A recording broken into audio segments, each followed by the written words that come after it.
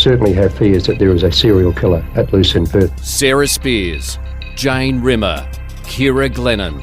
And every time you saw a young girl walking by, you think, oh God, is she going to be the next victim? Now, one man stands accused. If police are right and Edwards is the Claremont serial killer, he's been hiding in plain sight for 20 years. Today, evidence zoomed in on the carpet fibres found in Ciara Glennon's hair. It's day 76 of Claremont in Conversation. Good to have your company. Natalie Bonjolo, Tim Clark and Alison Pham with you. Now, dare I ask, how was day 6 of Reece Powell's evidence? Much Tim, the same as days 1 to 5, but we're getting through it.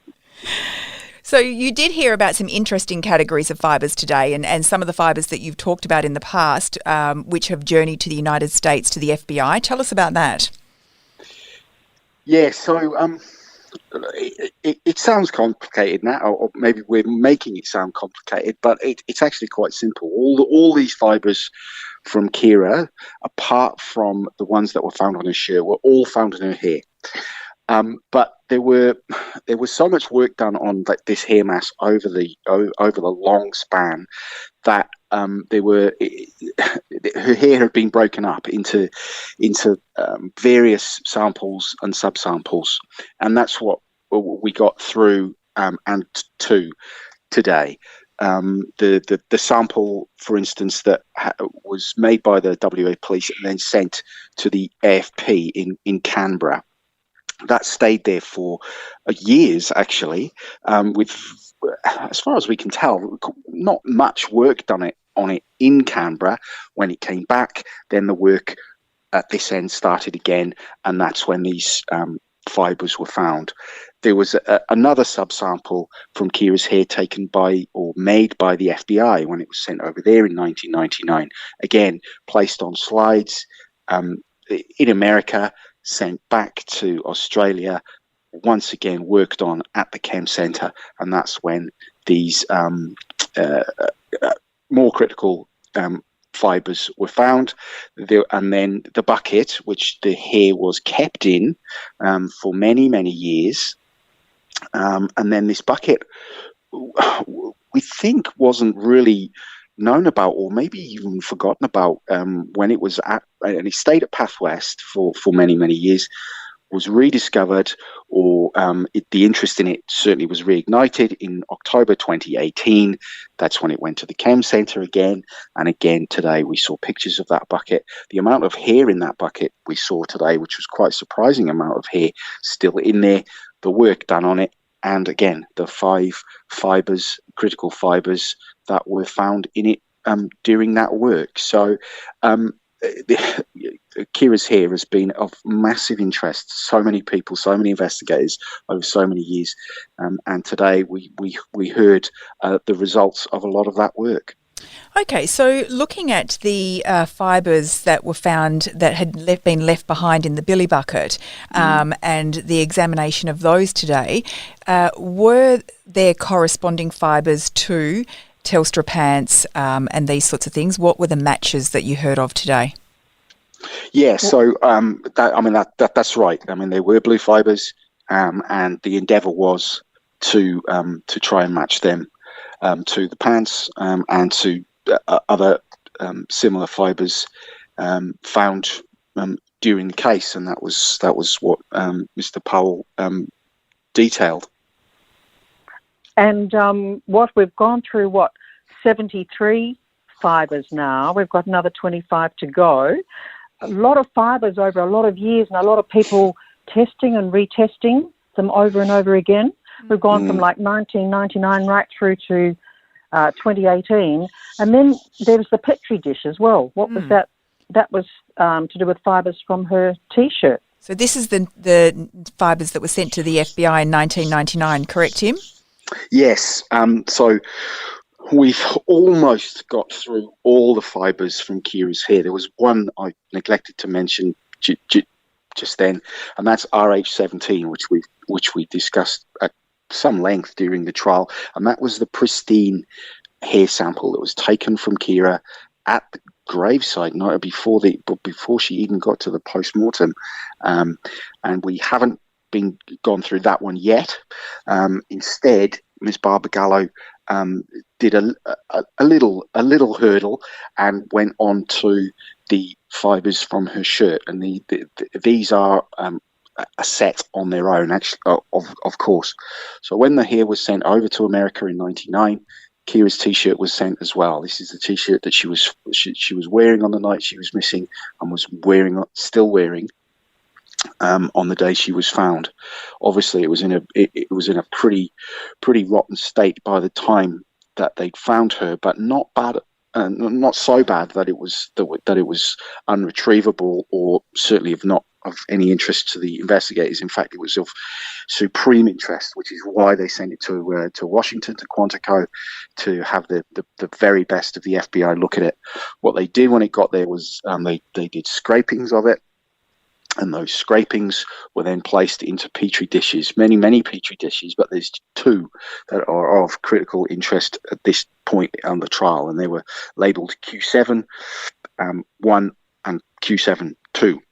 And that's what we got into today, because when they came back again from America, and then made their way to the Chem Centre, made their way into the hands of Bruce Powell, who's been giving evidence now for so long, and it was him and a colleague at Chem Centre who did the work on these Petri dishes, as they're called. And this was in 2012 when they did the work on these scrapings, and they found 11 of these blue fibres that were 5 in one Petri dish, 6 in another, which again corresponded to the blue fibres in the hair of Ciara, on the shorts of the Karrakatta, later found in Mr. Edwards' car, and of course on Jane as well. So that's where we reached, and that's where we got to. We didn't get through all of those, but again, as Ali's just mentioned, even the span of time from 99 to 2018, it really, you do catch yourself having listened to it over and over and over, but then you have to slap yourself and say that is really remarkable that something that had at first left these shores in the last century is now of critical importance to this trial of this century. And of those so-called 41 critical fibres, we've got a breakdown of about 31 that match the Telstra workwear, and then we've got another 10 that matches the car fibres from the seat inserts to the cabin area to various parts of the car. So that's what we're up to now, isn't it, with those ones? And one thing that intrigued me, getting onto the cars, which I didn't quite understand the significance of it, because it was a question that was asked by the judge today about the Camry. Now, I understand the Toyotas were rebadged. That was excellent. But what was the Camry, the 1997 Toyota Camry? How significant was it that one of the fibres he thought matched that? Well, Tim, you can talk us through this. So this is obviously the carpet fibres that we're talking about that were found in Ciara's hair, and they weren't just compared to the Commodores, were they? They were compared to other makes and models. Yeah, that's right. And all Ali's news hound experience is coming to the fore there, because that was the main point that stuck out to me today as well. So the way that the database, the Chem Centre fibre database worked, as we've discussed, is they put all these fibres, all these thousands and thousands of fibres into the database as they were searching for the source of these mystery fibres that they found on Jane and Ciara. And to do that, they had to come up with a solution into how to manage them, how to label them, and most importantly, how to compare them all. And so that's why they came up with this database. And the comparisons aren't done actually visually. They're done on these MSP graphs, which are basically the wavy lines that show exactly the constituents of each fibre. That's the way that the comparisons are done. So when they got these grey fibres, not only which they concluded in the report in 2014, we think, or we're pretty sure, or we're almost certain, comes from this Holden Commodore VS Series 1. But the database also spat out a few other fibres from other cars that were pretty close. And as Mr. Powell said during his evidence today, to be fair to the defence and to fair to the judge, to let him know exactly everything that we've discovered, these are some of the other cars that the database came up with as a potential match, a possible match. And one of those, as Ali said, was a Toyota Camry, a 1997 Toyota Camry. And that was the closest. In fact, the one of the fibres from Ciara's hair, which is the carpet fibres, not the fibres from the seat insert or the boot that we've really discussed, but the carpet fibres in the footwell. The database said not only was this a similar match, but this was a corresponding match. So we talked about that sliding scale, and this ticked all the boxes, which to me is a real boon for Mr. Jovic and Mr. Edwards, because they can now point to this database as saying, well, mate, that's not that your supercomputer is not just saying that fibre was similar. That's your computer is saying that fibre corresponded as close as you can get on your sliding scale to not the Commodore, but the Toyota Camry, 1997 Toyota Camry, the carpet in there.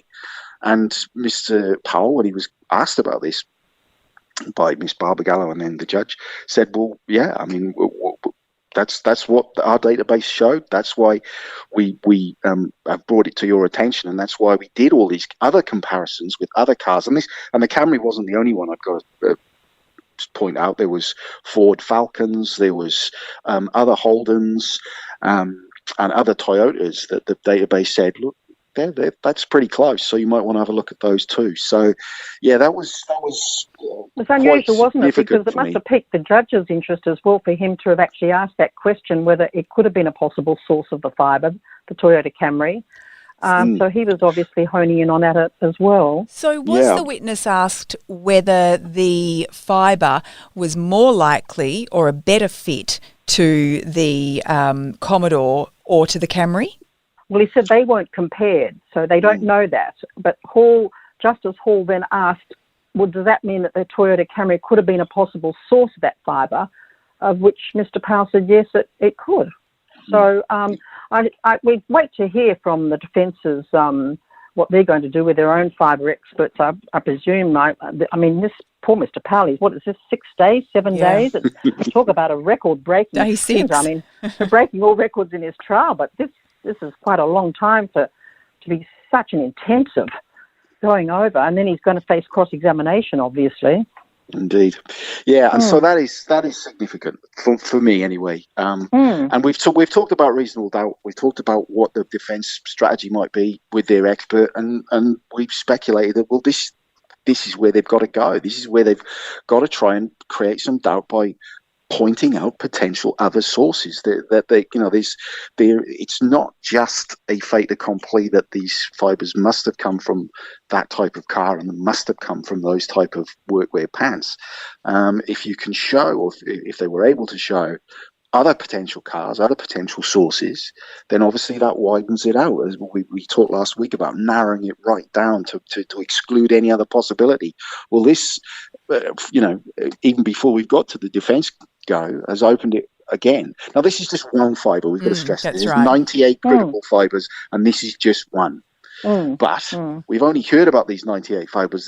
There's another 127 groups of fibres that were found during this intensive examination that we haven't even heard about yet. So that might give an idea of to the listeners of how enormous the investigation was, but where the defence might try and go with it, and it speaks volumes to me as well that they've engaged their own expert in this for this portion of the trial, and that is a significant thing to do. But it's also a significant area of evidence that they're going to try and poke some holes in. Test, yeah. Now, just to clarify there, in terms of this fibre evidence, there's 25 critical fibres to go, and that's the end of the fibres, right? We never said we'd like fudge. Not hundreds more like that we were just talking about. No, absolutely not. Tim was thinking there's only going to be a few more witnesses, but he didn't know they're going to spend a week each in the stand. No, you're absolutely right, Nat. So, as critical fibres go, these are the 98 that the prosecution are bringing forward as saying they have a significant match because they're a significant source, and we say that source is Mr. Edwards. So we're about 73, 74 down, so we've got about another 24 to go. That will take probably all of tomorrow and maybe bleed into Thursday. And then I understand Mr. Powell's just got a little bit more of sort of overall evidence to give. And then, as Ali says, it's his cross-examination. So I can't see, unfortunately for Mr. Powell, I cannot see him getting away or being released by the judge before the end of Friday, I have to say. But even if he does jump over into next week, he won't have much more to go. And at least he will have a longer break because it's our Anzac Day public holiday here in Australia on Monday, so the court won't sit on Monday. So at least he'll be able to have a little bit of a breather over the weekend if he hasn't finished. And as Ali says, I'm pretty sure he's the record now. I've sat in whole trials that haven't gone as long as Mr. Powell has given evidence for. So that's exactly right. All power to him and his powers of concentration and his stamina as well. Yeah, we can almost hear you all groaning out there, but we are getting to the pointy end here, and it will be very interesting to see where the defence does take their cross-examination with this.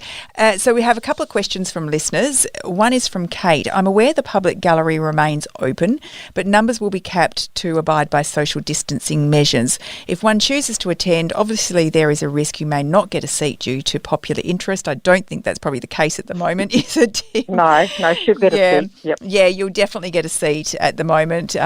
Kate, you might be listening to a couple of episodes back there. So at the moment, at this point in time, if you headed to court, you would definitely get a seat. There's definitely room to move in there at the moment, Nat. In a couple of weeks' time, when Mr. Edwards' video interview is played in court, that is going to be another kettle of fish altogether. And what the judge will do there, in terms of access to the court for those that wish to watch it in person, that will be another interesting decision for Justice Hall to make before the very, very big decision he's got to make in a few months. Yeah, that's right. Now, there's a question from last night's podcast, and this follows on, Tim, from your answer to how many of the particular models of Telstra cars they had in their fleet, how many were issued to Telstra employees who wore the blue pants. So your answer to that question gave the impression that the concessions from Mr. Edwards' lawyers that he drove the particular car during the relevant time period and worked for Telstra means they're not contesting whether the fibres found on Ciara and Jane's bodies came from another Telstra employee driving another car of the same make and model. The uncontested facts about working for Telstra and driving the particular car doesn't mean they are conceding that the fibres found on the bodies came from Mr. Edwards or the car he drove. Since Mr. Edwards has pleaded not guilty, it would be extraordinary for him to concede that his work uniform and car were the source of the fibres. No, well, I mean, yeah, that's right. Those concessions certainly don't mean that they're conceding that that's where the fibres came from. Those concessions mean that they are admitting, if you like, that, or they're not putting the prosecution to proof as to that car and to those pants. He's saying, look, we're not contesting that, and why would they? Because, I mean, the records are there. There's probably, that would be a waste of the court's time to have to argue about those little things. But those, the listeners, right? Those concessions do not mean that. All they mean is, well, yeah, I was driving that car and I was wearing those pants. But as we've just discussed, what we think, or where we think the defence is heading in terms of fibres, is that they're going to try and widen out the possible sources of those of those fibres, and could it be another make and model of car? It might not be a car at all. We don't. We're speculating, but and in terms of the blue, well, we certainly know that they've done adventitious match testing on police uniforms, and we also know that they managed to get hold of one of the overalls that forensic officers used to wear back in 96 and 97. So their prosecution are thinking about it, and so it's 100% certain in my mind that the defence will also be thinking about other possible sources for those fibres. Yeah. And this final question takes us back to the discovery of Jane's body. Eleni wants to know, was her house keys and personal items, wallet, bag, etc., found on her body when the body was found, or were they missing? Well, they're all missing. Very little has been found regarding Jane Rimmer's belongings. With Ciara there were, but not with Jane, I don't believe. That's right, just the guest No, watch. that's right. No bag, no keys, just the watch. Just the watch, which was on the road, but nothing of any other personal item linked to her has ever been discovered. No clothes at all. No, exactly. Yeah, so very little to go on there in terms of extra evidence. Well, thank you both so much for your time. You'll both be back in court tomorrow, and hopefully we are drawing to the conclusion of Mr. Powell's evidence there. Thank you for joining us. We'll be back tomorrow for day 77 of Claremont in Conversation, and we'll talk to you then. This podcast is hosted by Natalie Bonjolo, produced by Kate Ryan, and recorded in the studios of 7 West Media. Sign up for daily emails and all the latest on the Claremont trial at thewest.com.au. And if local news delivered differently appeals to you, tune into WA's newest morning show, The West Live with Jenna Clark. It's talkback radio, but without the interruptions. Listen live weekdays from 8:45 a.m. on thewest.com.au or catch up with the podcast.